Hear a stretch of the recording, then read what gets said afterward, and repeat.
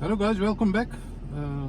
Today I'm going to show you how to service reset the Audi A7 2013. I'm going to do two videos of this car. First is the service reset. Second one is the oil level measurement and control of the oil level. Before we start, I want to mention our YouTube channel. Subscribe if you want to see some more videos in the future. Service reset my car. We do all kind of services with all brands of cars.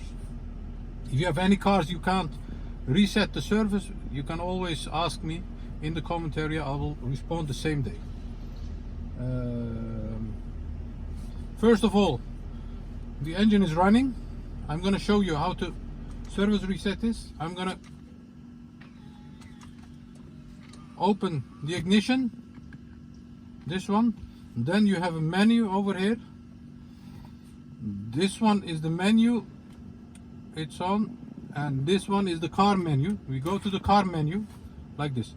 Then you have these buttons, 4 buttons, besides the turning wheel. These 4 red stripes represent these 4 buttons. So if we want to go to car systems, we have to press the left under button of the car system. If you go there, we go there. Okay. And here you have another different menu. We want to go to service and control.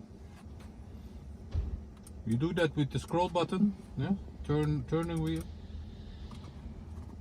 Press it.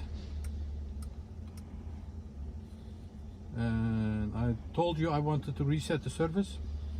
Press it again, turn it again, and you see this menu, oil service reset. Press it again and the service has been reset. Yes. Most important thing is that you have to understand that you have to go to the car menu and these 4 buttons. So if I want to go to car systems, then I have to the left bottom one, press the left bottom one, and then I go to this system.